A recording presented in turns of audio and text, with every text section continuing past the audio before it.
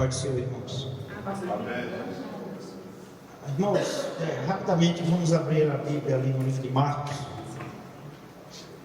no capítulo 4, o versículo 35.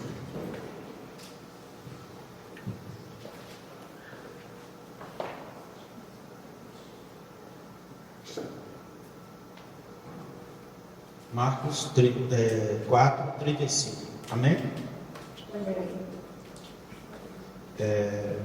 A palavra diz assim: naquele dia, sendo já tarde, disse-lhe Jesus: passemos para outra margem. E eles, despedindo a multidão, o levaram assim como estava, no barco, e outros barcos o seguiam.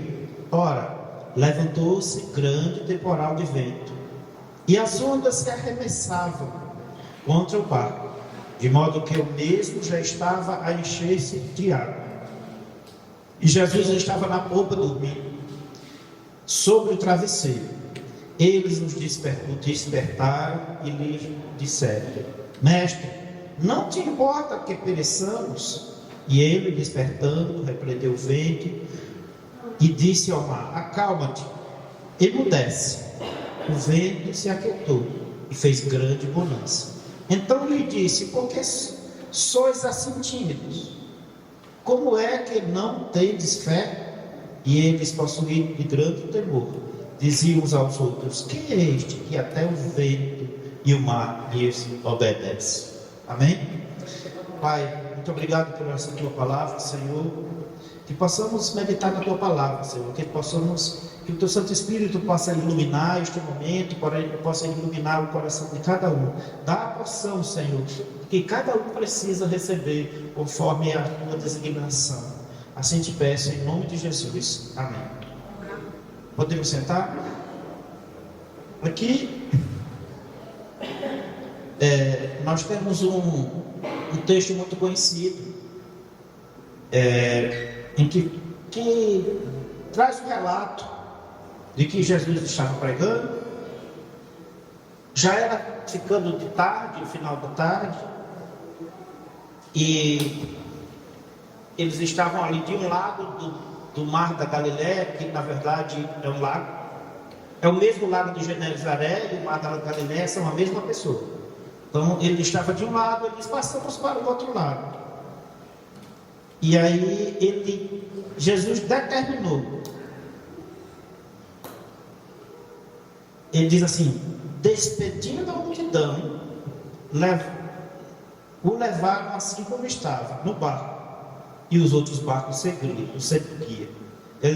No 35 ele diz: naquele dia, sendo já tarde, disse-lhes Jesus: passemos para outra margem.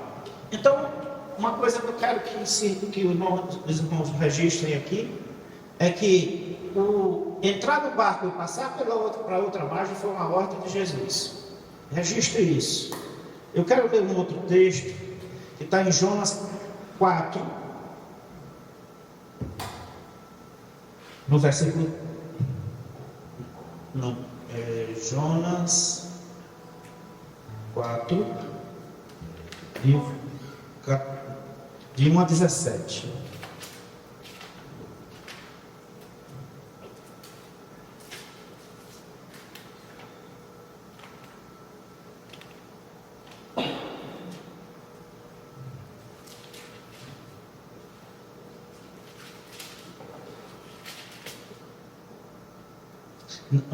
Jonas 1, de 1 a 17. Jonas 1, de 1 a 17. Diz assim: veio a palavra do Senhor a Jonas, filho de Aminatai, dizendo: dispõe-te e vai à grande cidade de Nínive e clama contra ela, porque a sua milícia subiu até mim. Jonas se dispôs, mas para fugir da presença do Senhor, para Tarsis.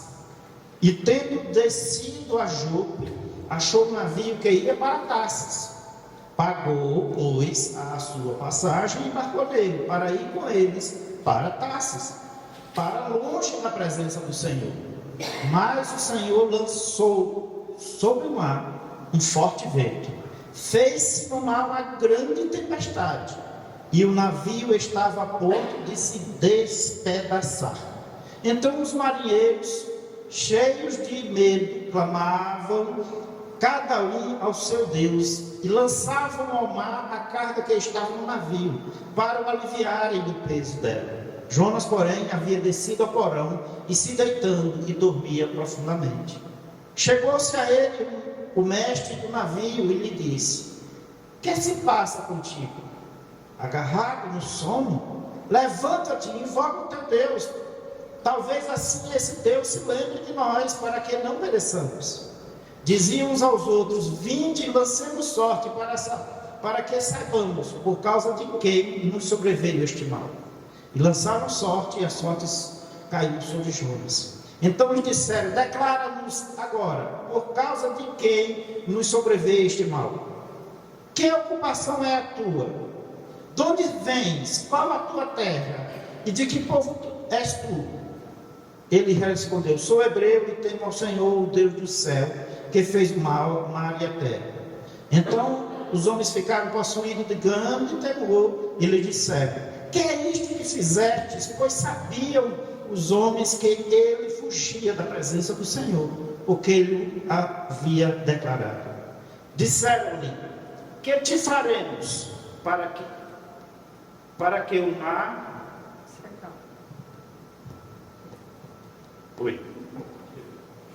Oi.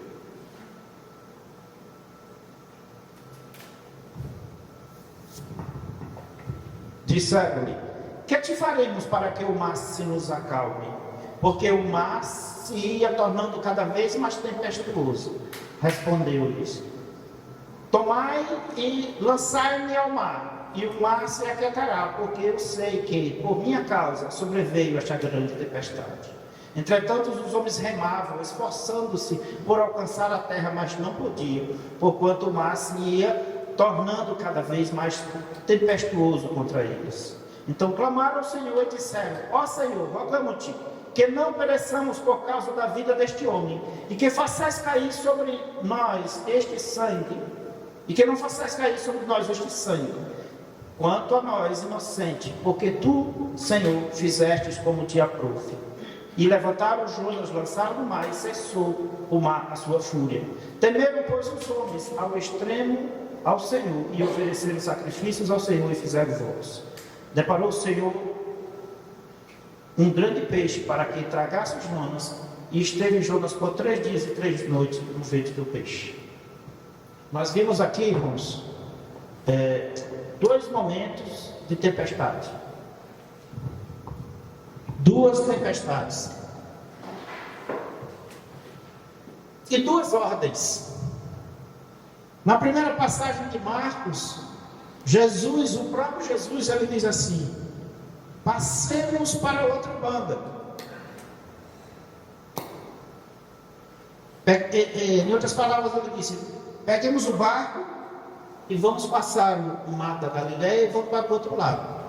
E Jesus também foi na popa e dormiu. Deus deu uma ordem para Jonas: vai para Nínive. E ele disse: não vou, eu vou para Tarsas. Entrou no navio, pagou e deitou no porão e estava dormindo. 2 pessoas dormindo, 2 ordens para ir de um lado ao outro, 2 destinos. Nos 2 teve tempestade. O Jonas, é muito fácil de entendermos o porquê teve a tempestade na vida do Jonas. Ele estava desobedecendo. E a palavra diz que o Senhor lançou sobre o mar um forte vento e fez-se no mar uma grande tempestade. A palavra não diz: por acaso, naquela localidade normalmente tem tempestade. Passou por ali uma época de tempestade. Não. Deus mandou a tempestade. Com o objetivo, para tirar o Jonas do barco. Então nós entendemos muito facilmente que a tempestade é consequência da desobediência de Jonas. Quem não entendeu assim? Entendemos assim. Jonas foi mandado para Nínive, ele decidiu ir para Tarsis e Deus mandou uma tempestade. Mas, irmãos, e no primeiro texto de Marcos, que Jesus mandou entrar no barco. Jesus estava com os discípulos. E Jesus estava dormindo. E veio uma tempestade. No caso de Jonas, teve desobediência a Deus. Teve uma atitude totalmente diferente daquilo que Deus fez. Deus não estava naquele negócio com Jonas. E é muito fácil de entender o porquê da tempestade. Mas no caso que Jesus estava no barco com os discípulos, que foi uma decisão de Jesus, e a ordem veio dele de entrar no barco, e naquele barco ele estava dormindo. Os discípulos não entenderam. Nós não estamos seguindo as suas ordens. Não foi a ordem sua da gente entrar no barco. Irmãos, os dois casos, com desobediência ou com obediência, teve tempestade. O que é que isso nos ensina? A tempestade vem. O dia mau vem. A situação que a gente não tem o controle sobre ela, vem. E nem sempre virá porque estaremos em desobediência. Nem sempre o motivo da tempestade é pecado. Nem sempre o motivo da tempestade é o juízo de Deus. A tempestade veio para Jonas, por determinação de Deus que fosse sobre ele a tempestade, em virtude da desobediência da ordem direta. Veio para os discípulos, mesmo eles tendo obedecido à ordem de Deus. Mas o que é igual nos dois textos é que a tempestade veio. Irmãos, na nossa vida há uma infinidade de situações que nós não controlamos. Há uma infinidade de possibilidades e não possibilidades, de potenciais que não se realizam e de potenciais que se realizam, de eventos e situações que simplesmente temos zero controle. Estando obediente ou estando desobediente, esses eventos virão. Não estou aqui falando para sermos desobedientes.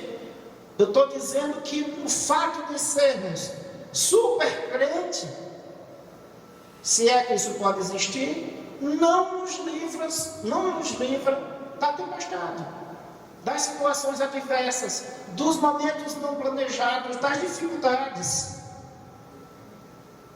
Não tem essa de que, não, eu sou crente e a minha vida não vai ter nenhuma adversidade. Irmão, se você olhar para Deus como um pai, e se você verificar um pai para com um filho, se não tivesse tempestade, esse filho, imagine um pai e um filho, e esse filho não ter nenhuma prova, não ter nenhuma adversidade na vida dele, ele não evolui, ele não cresce, ele não aprende. Imagine, toda vez que uma criança começar a andar, o pai vai e coloca lá e anda com ele. Toda vez que vai retardar o momento dele aprender a andar. Todos que já viram criança tentando andar, sabem disso. Imagine quando a criança vai para a escola, aí vem a tarefa de casa e o pai deixa aqui, quando resolve. Preenche tudo. Eu quero que você tire sempre 10. Aí o menino tira a nota baixa, o pai vai brigar com o professor. Ele veio. Não tem, vai ter adversidade. Nós vivemos numa época que a juventude ela está entrando numa rota de doenças psíquicas, porque vivemos numa geração em que os pais privam as crianças de terem frustrações. Frustrações são bênçãos. A frustração pode ser uma grande bênção na vida de uma pessoa. Uma parede bem grande e firme na cara de uma pessoa, às vezes, é uma bênção, porque depois da parede pode estar um buraco. Então, há diversidades na nossa vida, nós vamos ter. Sempre, sempre. E mais, nós não controlamos nada.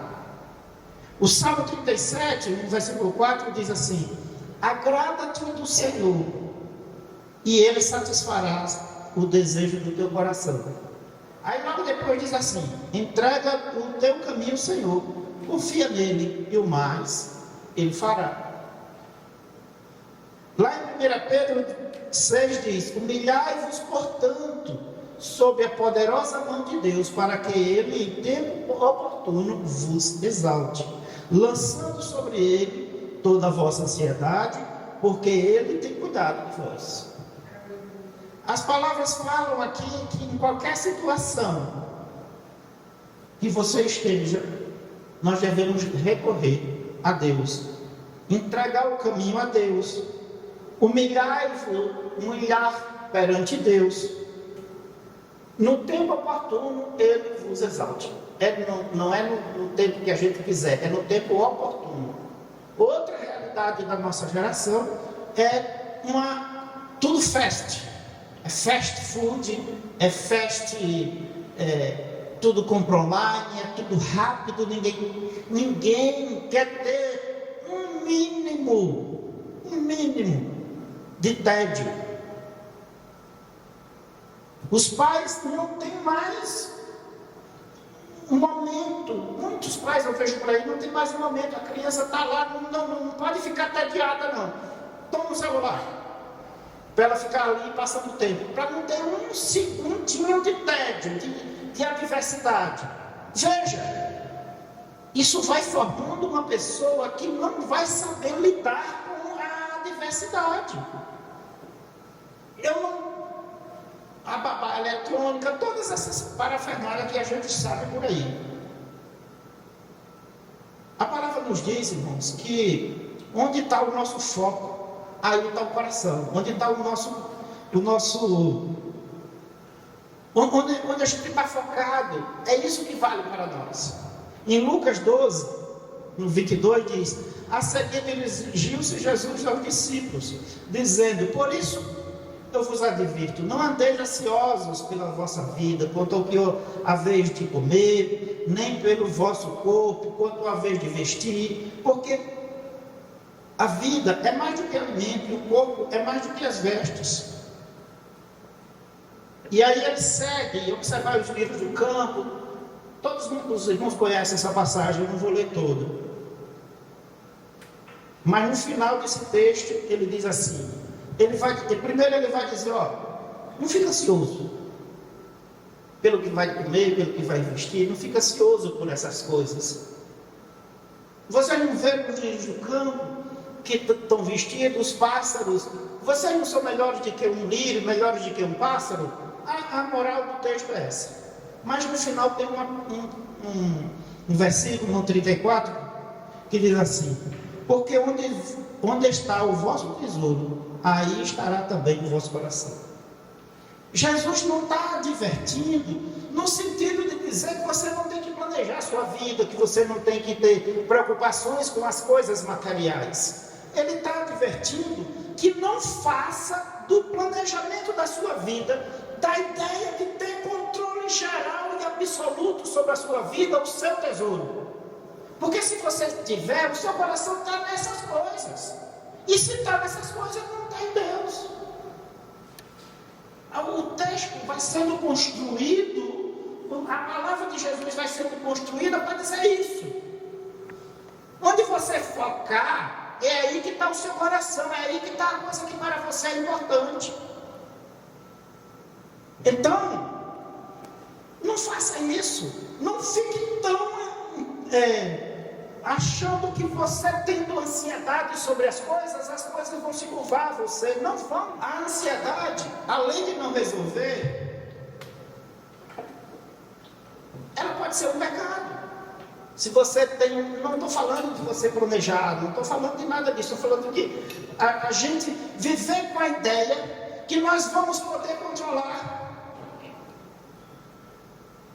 Em Tiago 4:13 diz assim: atendei agora vós que dizeis, hoje ou amanhã iremos para a cidade tal, e lá passaremos um ano e negociaremos e teremos lucros. Vós não sabeis o que sucederá amanhã. Quem é a vossa vida? Quem é a vossa vida? Sois apenas uma neblina que aparece por um instante e logo se dissipa. Em vez disso, deveis dizer: se o Senhor quiser, não só viveremos, como também faremos isto ou aquilo. Ele não está dizendo que não é para planejar. Ele está dizendo: planeje, mas não coloque naquilo o seu tesouro. Coloque em Deus. Se o Senhor quiser, esse plano que eu estou fazendo aqui vai dar certo. Se você colocou em Deus, a ansiedade se dissipa. Irmãos, nós só temos o presente. Sabia disso? Nós não temos o passado, nem temos o futuro. Mas e o planejamento para o futuro? E os planos? Eu vou explicar melhor isso. Nós temos o presente e o passado. E o presente do passado chama-se memória. Nós vivemos hoje sob uma memória das coisas que aprendemos. Nós aprendemos a dirigir, e no presente dirigimos. Nós aprendemos a falar português, e no presente falamos português. Nós aprendemos, ele aprendeu a falar inglês, francês, e ir para a França, mas ele está vivendo fruto do que ele aprendeu, mas ele está vivendo hoje. Tudo que ele aprendeu é memória. É o presente do passado, mas sempre no presente. Temos o presente do futuro. É o planejamento das futuras ações. Quando planejamos uma agenda, um compromisso futuro, uma preparação para uma prova, uma preparação para uma compra de algo. Mas tudo isso que nós estamos fazendo, as preparações são hoje, no presente. Não é no futuro, nós não fomos para o futuro fazer. Nós estamos se preparando aqui. E nós temos o presente do presente, que é as coisas que nós fazemos automaticamente, sem planejar e sem reviver as memórias. O que extrapolar do presente é ou melancolia, porque ficamos no passado, ou ansiedade, porque ficamos com foco no futuro. E a Bíblia diz que isso é pecado. A Bíblia diz que, em vez disso, deveis dizer: se o Senhor quiser, nós viveremos, e como faremos isso ou aquilo. Ele não está dizendo que não planeje. Ele está dizendo que o planejamento deve estar orientado, se o Senhor quiser. Mas nós podemos pedir que o Senhor queira? Podemos. Mas a questão é que a gente decide e diz: Deus, vamos comigo. Eu já decidi, agora o Senhor vem comigo. Não é isso que está aqui. Ali em Efésios 6, no capítulo 13, diz assim: portanto, tomai a armadura de Deus para que possais resistir no dia mau. E, depois de teres vencido tudo, permanecei inabaláveis. Estais, pois, firmes, cingivos com a verdade, vestindo-vos a couraça da justiça. Calçais os pés da preparação do Evangelho da paz, embraçando sempre o escudo da fé, com o qual podereis apagar os dardos inflamados do maligno. Tomai também o capacete da salvação e a espada do Espírito, que é a palavra de Deus, com toda oração e súplica, orando em todo o tempo no Espírito, e isto vigiando com toda perseverança e súplica por todos os santos, e também por mim, para que me seja dada no abrir da boca a palavra, para que com intrepidez fazer conhecido o mistério do Evangelho, pelo qual sou embaixador em cadeias, para que em Cristo seja usado para falar como me cumpre fazer. Aqui ele diz uma série de ações que devemos fazer para fazer o que precisamos fazer. As pessoas espiritualizam as coisas de uma maneira idólatra. Irmãos, é assim, existe idolatria gospel, muita. Esse versículo aqui é usado muito para a idolatria gospel, muito. A couraça, aí as pessoas pegam uma couraça, eu já vi isso. O capacete, as pessoas põem um capacete. A sandália, aí as pessoas põem uma sandália e fazem como se fosse uma sandália, se fosse um capacete. Irmãos, ele está dizendo o que é cada coisa, é um símbolo. Calçai os pés com a preparação do Evangelho da paz, com o escudo da fé. O que é um símbolo? A fé. Você tem que ter fé nas coisas, você tem que ter fé em Deus. Esse é o nosso escudo, não é um escudo de verdade. É a fé. E com a fé nós podemos apagar os dardos inflamados do maligno. Sabe o que é um dardo? É uma flecha. E ele inflamado é porque ele acendeu na ponta dela um fogo. Já viu em filme aquela flecha que tem um fogo na ponta? Ali é um dardo inflamado. E o maligno está o tempo todo tentando inflamar, jogar os dardos. Mas se você tiver fé, você tem um escudo para resistir aquilo. É isso que ele está dizendo. O capacete da salvação e a espada do Espírito. O que é o capacete e a espada, irmãos? Que é a palavra de Deus. Não é uma espada. Aqui ele não está mandando lutar com uma espada. Ele está dizendo, vá para a palavra. Você está precisando de proteção, vai para a palavra. Com toda oração e súplica. Ele separa a oração de súplica. A oração é toda vez que nós nos dirigimos a Deus. E súplica é quando a gente está pedindo algo. Nem sempre a gente precisa se dirigir a Deus para pedir algo. Em todo o tempo, no Espírito, para isso vigiando com toda a perseverança, súplica por todos os santos. E aqui ele diz que a oração não tem que ser somente por você. Esse é um ensinamento muito interessante. Irmãos, a nossa oração não tem que ser só eu. Senhor, me dá isso, me dá aquilo outro. Ore por todos os santos. Ore por todos os outros. Aliás, ao orar, comece a orar pelos outros. Deixe você por último. É mais ou menos isso que está dizendo aqui, ó. A gente vai orar pelos outros e ao orar pelos outros, Deus vai entender. Mas você pode orar por você, mas a gente tem que orar por todos. Porque, irmãos, é nele que a gente tem que se refugiar. Não tem planejamento. Alguém planejava que vinha uma pandemia? A gente ouvia falar de uma pandemia que teve na virada do século 19 por 20, e veio, e virão outras. Irmãos, não vai melhorar.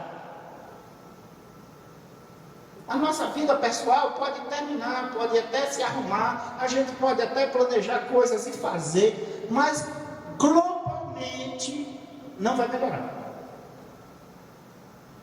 A gente está vivendo um período aparente de não ter guerras. Aparente, porque teve guerra do Golfo, guerra do Iraque, guerra na Europa, guerra do Kosovo, várias guerras tiveram. Mas não foram guerras. Aí tem uma guerra agora que está começando lá, pode virar uma guerra mundial, nuclear. Irmãos, as coisas que vocês veem no mundo nem sempre foram do jeito que elas são. Isso quer dizer que elas nem sempre ficarão do jeito que estão. A história muda e vai mudar para pior, do ponto de vista da história humana. Mas o que é que nós faremos diante disso? Elevo meus olhos para os montes, de onde me virá o socorro? O meu socorro vem dos montes? Do Senhor que fez os céus e a terra. Não é dos montes, irmãos. Eu fico, às vezes, estava dizendo para a pastora Sônia ontem, eu fico às vezes impaciente com essas coisas meio da literalidade, das coisas que as pessoas não compreendem e parece que são. Irmãos, o socorro não vem do monte, é do Senhor. A gente sabe, o pior é que a gente sabe e não pratica. Eu estou falando da gente, eu dentro do agente, não agente secreto, mas a gente. O caminho é aquele que já falamos: humilhai-vos, portanto, sobre a poderosa mão de Deus, para que Ele, em tempo oportuno, vos exalte, lançando sobre Ele toda a vossa ansiedade, porque Ele tem cuidado de vós. Aqui tem muitas verdades. Humilhar perante o Senhor, isso significa que nós não devemos nos humilhar perante ninguém, é perante o Senhor. Quando diz humilhar perante o Senhor, está dizendo não se humilhar perante os homens. Mas nós vamos ser humilhados. Não porque nós nos humilhamos, nós vamos ser humilhados. E aqueles que são humilhados por causa de Deus, Deus exaltará. É assim que diz a palavra. Ele tem uma poderosa mão. Ele é poderoso em tudo. E Ele vai nos exaltar no tempo oportuno. Quando é o tempo oportuno? No tempo que Ele entender que é o tempo oportuno. Esse é o acordo. Mas como é que a gente faz essa humilhação? Lançando sobre Ele a nossa ansiedade. Sabe por quê? Segundo aqui o texto, Ele já tem cuidado de vós. Não é porque Ele vai cuidar, Ele já cuida o tempo todo. A gente é que acha que precisa mais um pouquinho, sempre. Mas isso é natural. Irmãos, o que Deus falou comigo nesta palavra é que a tempestade vem. Vem se nós estivermos em pecado, vem se nós desobedecermos, e aí vem da mão do Senhor, como juízo muitas vezes. Vem se a gente estiver obediente, e aí é justiça de Deus, porque Ele é justo. Ele é justo. Ah, que coisa terrível! Eu não estudei, orei, e Deus não me passou.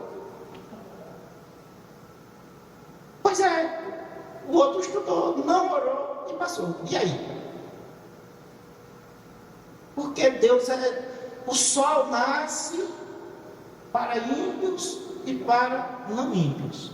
Quando a chuva vem na lavoura para produzir a comida, ela vem para a terra do crente e para a terra do não crente.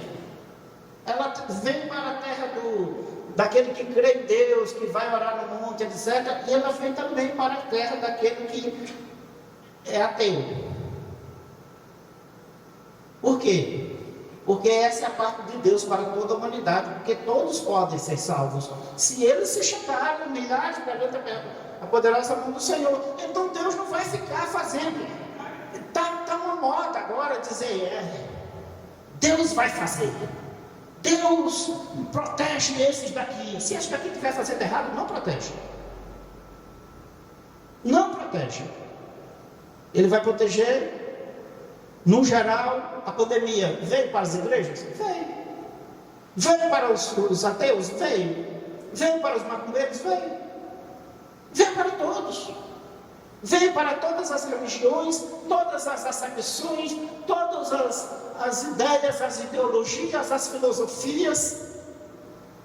Irmãos, isso nos faz lembrar daquela palavrinha mágica que Deus disse, que a gente tem que amar, e amar o nosso inimigo, e amar aqui, e Deus diz mais ainda, se você ama quem ama você, você não está fazendo nada. Em outras palavras, ele está dizendo, se você ama apenas quem ama você, você não está fazendo nada, você tem que amar a todos. Nós vivemos uma época de divisionismo na sociedade, de guerras para um lado e guerras para o outro. Isso não é da palavra. Não é o nosso caminho ficar ficar no divisionismo, não, nosso caminho é ser luz, aquela luz que diz assim: olha, vocês estão brigando por A, por B, por C. A palavra diz que A e B está errado, mas C está certo. A luz. E essa palavra você tem que dizer para esse e para o outro, e os dois têm que ouvir. Agora, se nós estivermos de um lado, o outro lado não vai querer ouvir. Mas nós não estamos de um lado, nós estamos do lado de Jesus. Amém? Esta é a palavra que Deus colocou no meu coração. Vamos fazer uma oração para passar para o pastor Marcos. Pai, muito obrigado pela tua palavra, Senhor. Senhor, eu confesso aqui diante de ti, dos meus irmãos, que é muito difícil. É muito difícil conter a ansiedade, é muito difícil controlar aquela angústia daquilo que não se realizou, aquelas dificuldades. Quando nós estamos passando por uma dificuldade, Senhor, é difícil. Mas a tua palavra diz que nós devemos lançar sobre ti toda a nossa ansiedade. Então, Pai, aqui reunidos enquanto igreja, numa oração de concordância, nós nos apresentamos a Ti, Senhor, enquanto corpo, enquanto aquele corpo que é ajustado, o corpo que tem defeitos, o corpo que tem dificuldades, que tem defeitos dos mais variados. Mas este corpo é a Tua igreja. Conforme a Tua palavra nos diz, Tu és a cabeça, Senhor. Nós estamos aqui diante de Ti, nos humilhando perante a Tua poderosa mão, lançando sobre Ti as nossas ansiedades. Cuida, Senhor, de cada uma delas. Cuida, Senhor, das angústias, dos sonhos, dos projetos. Cuida, Senhor, daquelas situações que não tem nenhuma possibilidade de nós resolvermos por nós mesmos. Cuida, Senhor, daquelas que nós possamos até planejar, e nos orienta para que planejemos bem. Cuida, Senhor, para que nós pegamos um salário do mês e possamos usar ele de uma maneira que seja possível, que esteja dentro da Tua orientação. Nos ajuda, Senhor, a gerir, a sermos mordomos de todas as coisas que o Senhor nos dá para guardar. Nos abençoa, Senhor. Nos dá uma semana dentro da Tua proteção, dentro da proteção da Tua potente mão. Em nome de Jesus. Amém. Graças a Deus.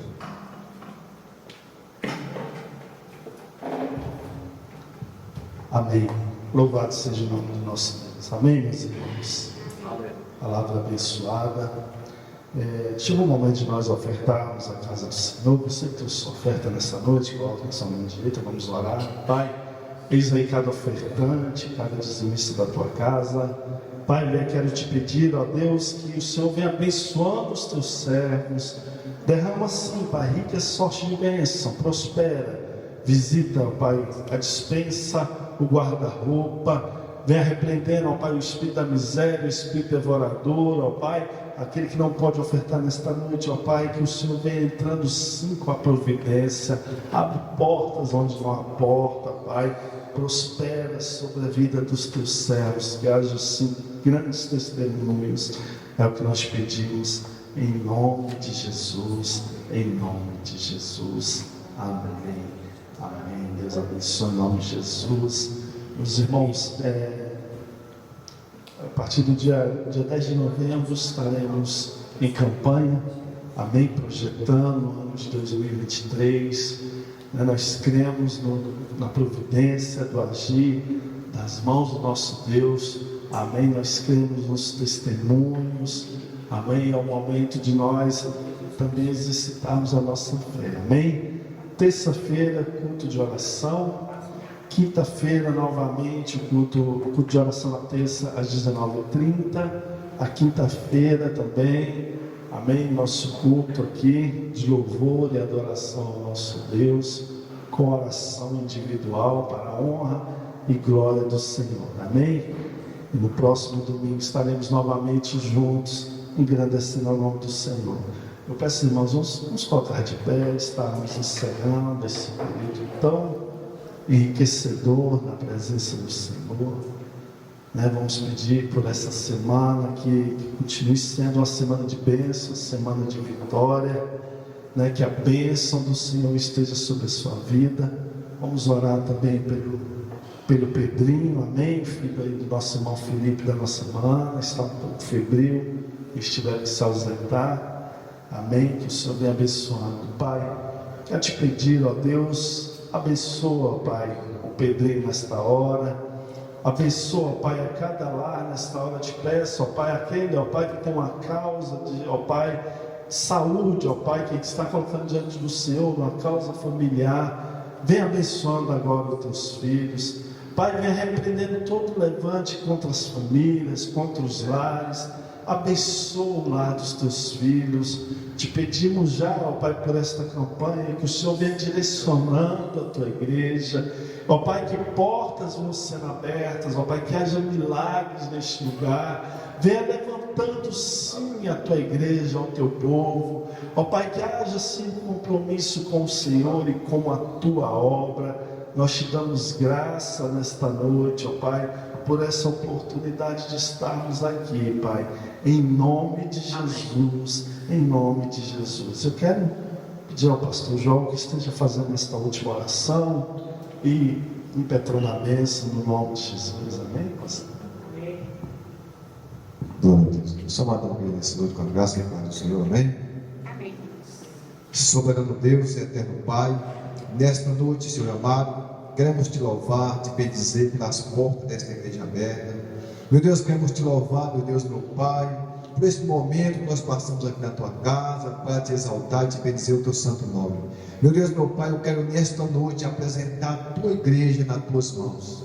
Quero apresentar, Senhor amado, cada projeto, meu Pai, desta igreja diante da tua presença. Meu Deus, meu Pai, que o Senhor venha abençoando toda sorte de bênção. Meu Deus, meu Pai, toma cada família que aqui congrega conosco, Senhor amado. Venha visitando lá dos teus filhos. Venha assim, Senhor amado, entrando com a tua providência divina, meu Pai. Eu não sei o que eles estão te clamando, mas eu sei que o Senhor é um Deus que pode operar milagres, Papai querido, no meio da tua igreja. Meu Deus, eu te peço, meu Deus, meu Pai, pela vida do pastor Marcos, pela vida da pastora Sônia, pela vida, Senhor, de cada um dos obreiros da tua casa, a qual foi chamado e escolhido para estar fazendo a tua obra. Meu Deus, venha fortalecendo a cada um dos teus filhos, Senhor amado. Pai querido, Pai santo, segura na mão de cada um, Senhor amado, e ajuda eles a prosseguir, fazendo, meu Pai, o melhor para ti, Senhor amado. Pai querido, toma nas tuas mãos, Senhor amado, as finanças desta igreja. Meu Deus, meu Pai, venha multiplicando, sim, papai, as moedas, papai querido.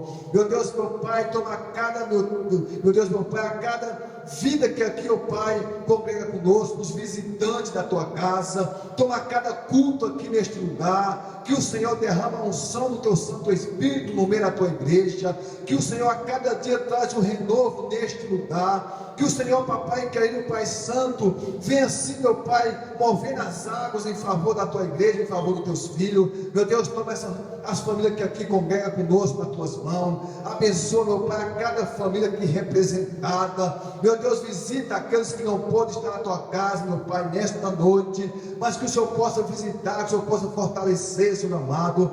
É que eu te peço nesta noite, que o Senhor, meu Pai, venha dar uma semana de vitória, uma semana de paz para cada um dos teus filhos. Que o Senhor, papai, venha dar uma semana assim de grandes vitórias, meu Pai, para a tua igreja. Meu Deus, é que eu te peço nesta noite, Pai, em nome do Pai, do Filho e do Espírito Santo de Deus, amém? Amém. Que a graça do nosso Senhor e Salvador Jesus Cristo, o amor de Deus, a comunhão e a consolação do Espírito Santo seja com toda a igreja. E a igreja diz: amém. Que Deus nos abençoe em nome de Jesus.